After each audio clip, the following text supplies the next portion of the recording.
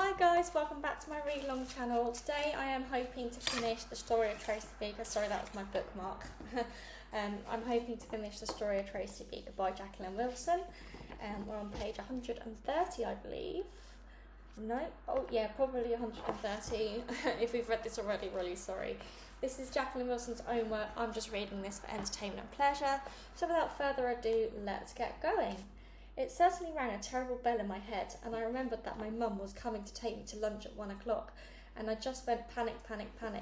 I charged off to get back to the home in time, and I got a bus, and they chucked me off because I didn't have enough money, and then I ran into Auntie Peggy, and she chased after me a good smacking, and Julie and Ted tripped me up, and Justine caught me and threw me in a river, and I couldn't swim and I was drowning, and then I woke up wet. So okay, I know it was a dopey old nightmare, but what if I was some kind of premonition? What if my mum really comes to me today and I miss her because I'm having lunch with Cam and I'll have to talk to Elaine? Well, I've talked, sort of. Can I have a bit of a chat, Elaine? I said. Tracy, I'm still having a little chat with Peter. You've had a little chat with Peter, correction. You've had an extremely long, boring, endless conversation with him. And you're my social worker, just as much as his. So you could please come and have a little chat with me. It's sort of urgent. Elaine sighed. She ruffled Peter's hair and gave him a little chuck under the chin. Then she came over to me at long last. What is it then, Tracy? I swallowed, not sure how to put it. Tracy, are you just winding me up? Said Elaine. No, it's just, look, about my mum. She doesn't know I'm here, does she? Well, no, I don't think so. But if she wanted to find me, she could, couldn't she? I said in a whisper, but Justine heard. Who'd ever want to come looking for you, Tracey Beaker, she said. You shut your mouth. Justine pulled a hideous face, and Louise giggled. Then she tugged at Justine's sleeve. Come on, let's see what that new girl's doing. She's got 2 whole suitcases with her, so she must have heaps of clothes. But Justine wanted to stay at the window, so Louise wandered off by herself. I knew Justine was still listening for all she was worth. Honestly, some people have no decency whatsoever. But I had to keep on asking Elaine. If my mum wanted, she could go round to the old children's home, and they could tell her where I am now, couldn't they? Yes, of course they would, said Elaine. Don't worry, Tracy. Each time you get moved on somewhere else, there's a special record kept. So if your mum wants to see you, then it's easy. They look up your name and file your number and find your present address. Good, I said. What's up, Tracy? You still look a bit worried. I'm okay. Only I don't feel okay. What if my mum does come today and I'm out having lunch with someone else? Will she wait for me, or will she get fidgety and fed up and zoom off again? And I'll be back here and Jenny will say, oh, by the way, Tracy, your mum called when you were out, but she couldn't wait for you. She was all set to take you back to Hollywood with her, but she had this plane to catch, so she couldn't hang about. What am I going to do? Maybe she won't come today. She hasn't ever come before. And yet, what if she did? I wish I hadn't had the dream. Dreams can come true. I feel sick. Maybe I don't really want to go to McDonald's after all. See that? It's real blood. There's actually a picture, but it's a big fucking mark. I'm not going to get to McDonald's now, whether I want to or not. I've had a fight. I'm in the quiet room. This is how it happened. I went over to Peter. I whispered in his ear, would you like to go to McDonald's with Cam? Peter scrunched up his neck because my whispers can be a bit tickly. You mean go with you? No, go instead of me. I've kind of gone off the idea. It's okay. I'll tell Cam when she comes. She quite likes you, so she won't mind taking you instead. Peter looked worried. I can't, Tracy. I'm going out too with these people.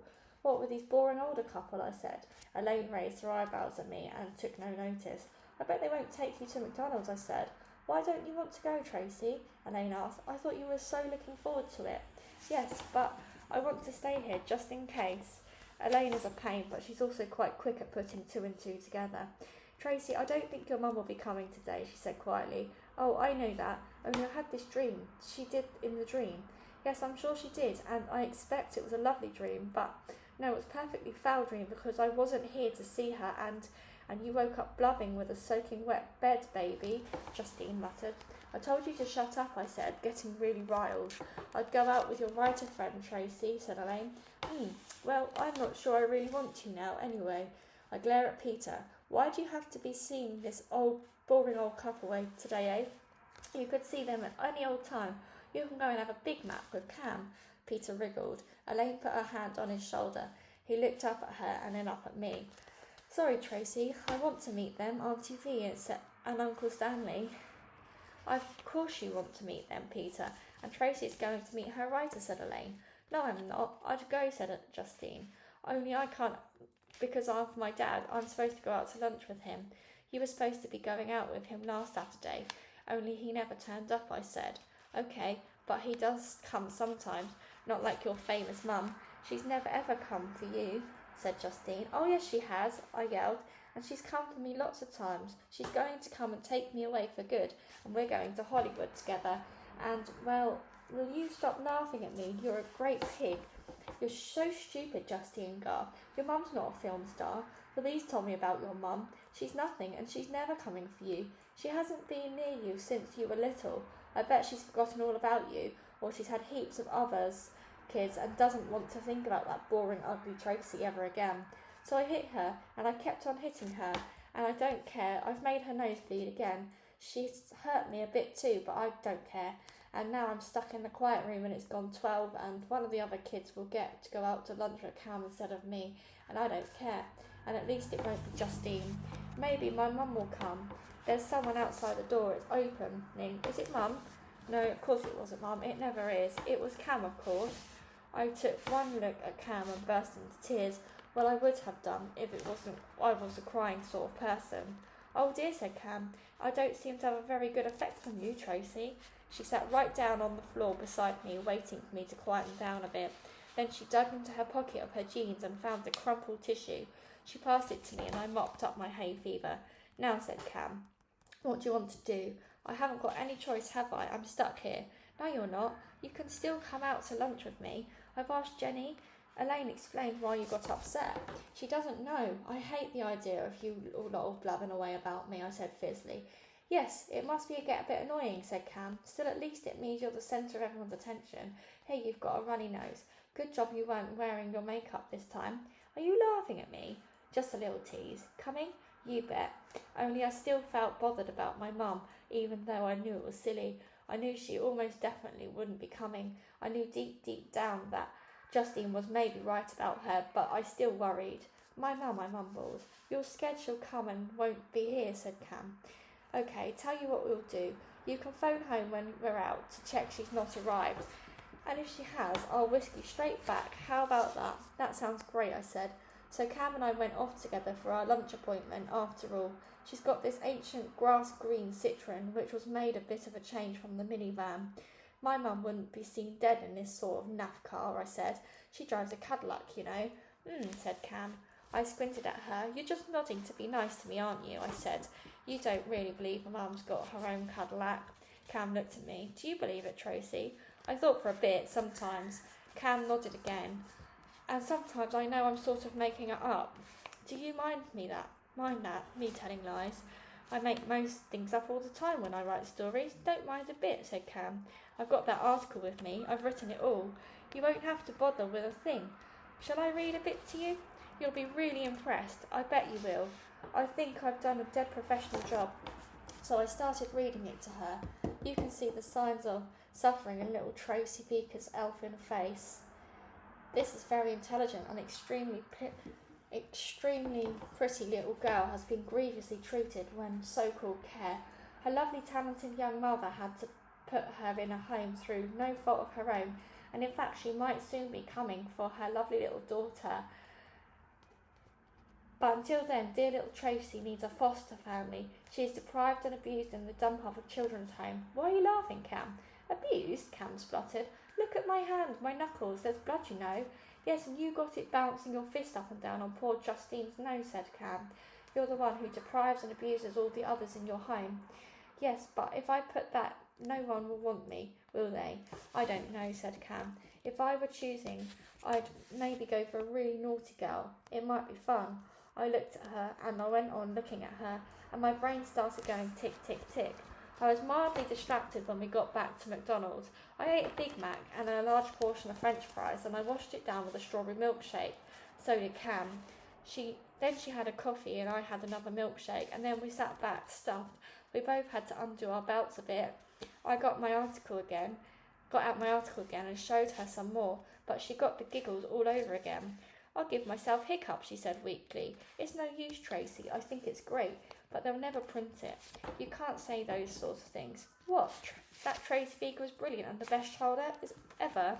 Maybe, but you can't say all the other things about Justine and Louise and the rest. But they're all true too. No, they're not all true. I've met them, I like them, and you certainly can't say those things about Jenny and Mike and your social worker and the others. You'd get sued for libel. Well, you do better then, I say, huffily. What would you put? I don't know. Maybe I don't want to do the article now anyway. I think I'd sooner stick to my stories and blow the money. That's not a very professional approach, I said sternly. Maybe you ought to give up some writing. Maybe you ought to do the job that gives you a whacking great allowance, looking after someone. You get an allowance for that. Cam raised her eyebrows. I can barely look after myself, she said. Well then, you need someone to look after you for a bit, I said. Someone like me. Tracey, Cam looked me straight in the eye. No, sorry, I can't foster you. Yes, you can. Stop it. We can't start this. I'm not in any position to foster you. Yes, you are. You don't need to be married, you know. Single women can foster kids easy peasy. I'm single. I want to stay single. No husband and no kids. Good. I hate other kids. Especially boring little babies. You won't ever get broody, will you, Cam? No fear, holding that little Wayne was enough to douse any maternal urges forever, said Cam. So it could be just you and me. No, think about it, Cam laughed. You aren't half persistent, girl. Okay, I'll think about it, that's all. All right, I say, and I tap her hand triumphantly. Can I phone now? Home now? I just sound like E.T., don't I? We've got through 2 videos of that already. So, can TV phone home? Only she doesn't have any change. Cam gave me 10 pence and I went to the phone by the ladies and gave Jenny a buzz. My heart did thump a bit when I was waiting for her to answer. I felt a little bit sad when she told me that my mum hadn't come, even though that was the answer I was really expecting, but I had other things to fuss about now. I whizzed back to Cam. Well, have you had your think? Is it okay? Will you take me on? I asked eagerly. Hey, I've got to think about this for ages and ages, and then I'm almost certain it's still going to be a no. Almost so to certain, but not absolutely 100%. What about you? Are you absolutely 100% sure you'd like me to foster you? Well, I'd sooner you were rich and posh and that, so that I could get on in the world. I think you'll get on in the world without my help, Tracey. No, I need you, Cam. I looked straight at her and she looked straight at me. Well, we still hardly know each other, she said. Well, if we lived together, we could get to know each other, wouldn't we, Cam? Camilla, that sounds classier. I want my foster mum to sound dead classy. Oh, Tracey, give it a rest. Me, classy? And I told you I can't stick to Camilla. I used to get teased, and that's what my mum always called me. She pulled a face. I was shocked by her tone and her expression. Do you? Don't you like your mum? I said. Not much. Why? Did she beat you up or something? No, she just bossed me about, and my father too. They tried to make me different like them They tried to make me just like them, but when I accepted to be different, they couldn't accept it. So don't you see them anymore? Not really, just at Christmas. Good, they'll give me Christmas presents, won't they? If I'm their foster grandchild. Tracey, look, it wouldn't really work. It wouldn't really work for heaps of practical reasons, let alone anything else. I haven't got a room for you. I live in this tiny flat. I'm quite small, I don't take up much space, but my flat's really minute. You should see it. Oh, great, can we go there now? I didn't mean, Cam began, but she laughed again. Okay, we'll go round to my flat. Only I told Jenny I'd take you back to the home after lunch. TB can phone home again, can't she? I suppose so. Tell Jenny I'll get you back by tea time. Can't I come to tea with you too, please? Tell you what, we could pretend to be posh ladies, just to please you and have an afternoon tea, about 4. Although I don't know how either of us could possibly eat another thing. And then I'll take you back to the home by 5, right? What about supper? And look, or I could stay the night. We're allowed to do that, and I don't need pyjamas. I can just sleep in my underwear, and I don't need to bother about washing things. I often don't wash back at the home. Great, well, if you ever live with me, and I said if, Tracey, then you could wash all right. Now, don't carry on. 5, back at the home. That'll be quite enough for today. I decided to give in. I sometimes sense I can only push so far. I phoned and Cam spoke to Jenny for a bit too. DB's phoned home twice now, like E.T. Do you know that what E.T. got? I said hopefully. Smarties. You'll be in the Sunday papers tomorrow, Tracey. The girl whose stomach exploded, said Cam. But she bought me Smarties all the same. Not a little tube, a great big packet. Well, thanks, I said, tucking in.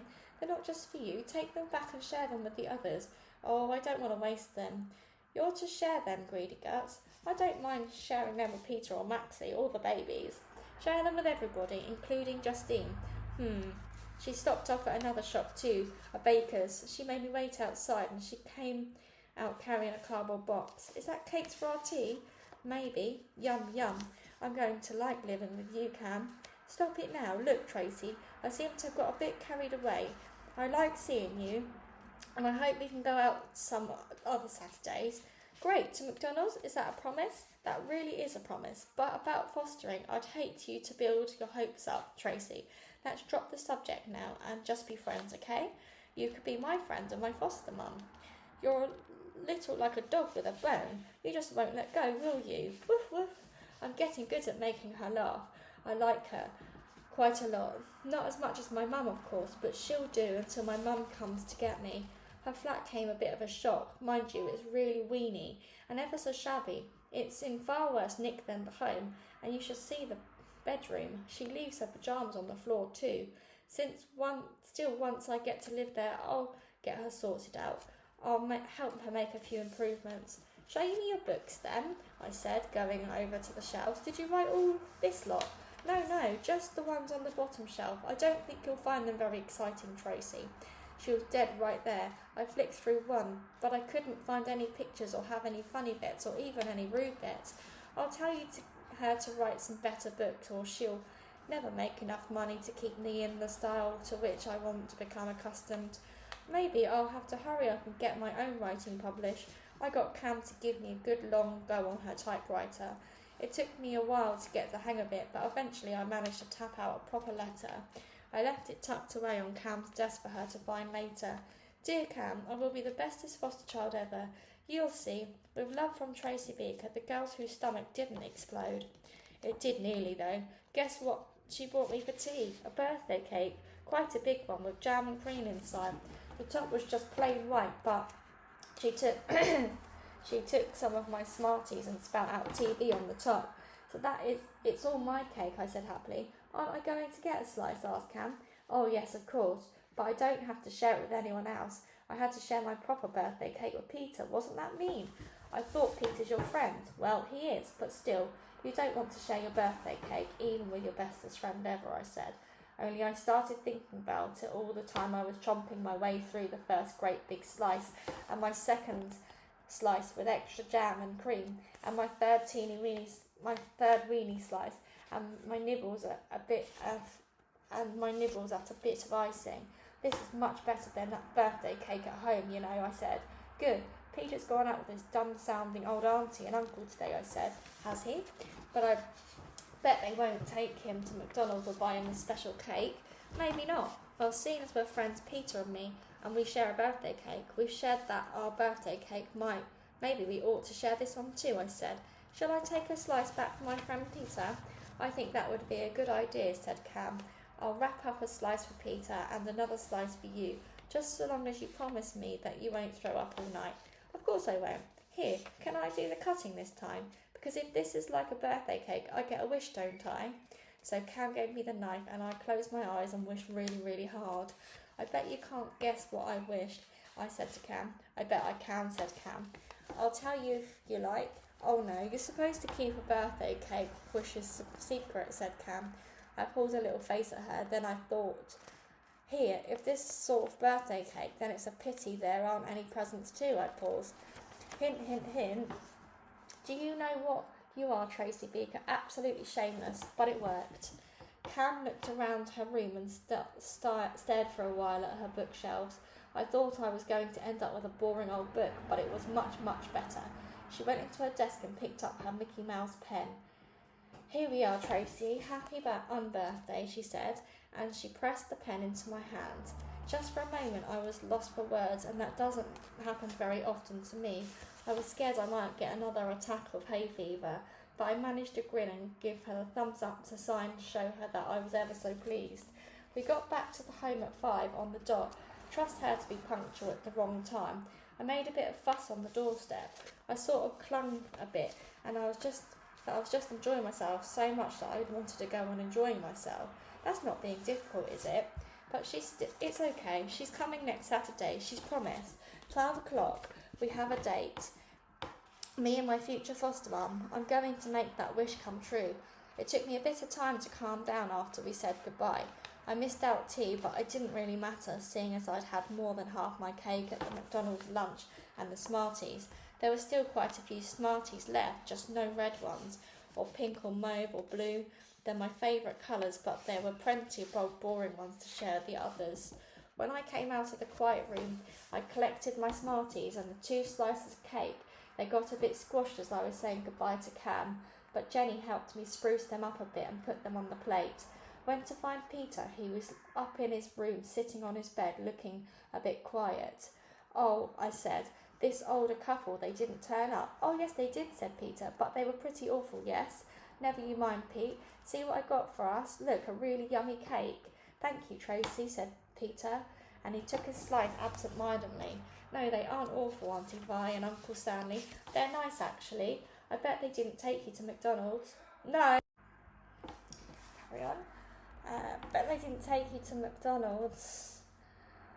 Sorry, I'll just go from a little bit because someone called me and I got a bit distracted, so really sorry. So boring. I had a Big Mac and French fries and a strawberry milkshake, 2 actually. Then Cam bought me these Smarties, and then she bought me this really incredible cake and even put my name on the top. It was my extra special cake and I could have eaten it all up myself, but I asked her to have a slice for you. So I did, and you haven't even started on it yet. Don't you like it? It was meant to be your big treat. "Oh, it's lovely, Tracy," said Peter, munching politely. "It's ever so good of you. I told Auntie Vi and Uncle Stanley all about you and said that you were my best friend. They want to meet you very much." "Well, it's no use to them getting interested in me. I'm going to be fostered by Cam. You wait and see." "Really? That's wonderful. You see, I think Auntie Vi and Uncle Stanley want to foster me, Tracy. That's almost what they said. They want to take me almost straight away. So you're zooming off and leaving me in this dump, are you?" I said. "Terrific. Well, I want to leave you. I don't want to leave you, Tracy. I told them that. But if you're going to be fostered too..." Yeah, well, Cam's desperate to have me, but you shouldn't always rush into these things, you know, Peter. You should think it over carefully." "I know, that's what I've been trying to do," said Peter. "Tracy, no matter who fosters me, who fosters you, we can still stay friends, can't we? And visit each other lots and write letters. I'll write you letters with my very own special Mickey Mouse pen. Want to see it? Oh, Tracy, you didn't nick it from Cam, did you? Cheek, what did you take him for? She gave it to me, Dumbo. I told you she's dotty about me. Okay, we'll make a pact. We'll stay best friends no matter what. Here, you're leaving all the icing. Don't you like it? Well, I was saving the best bit till last, but you have it, Tracy. I want you to have it, really. It's quite good sharing a cake with your best friend." Then I went home to the whole home with a packet of Smarties, and I gave one to everyone. I even gave one to Louise and the new girl. They were upstairs together trying on new girl's clothes. Justine was downstairs at the window. Her dad hadn't turned up. She was a new sticking plaster on her face. She was sniffing.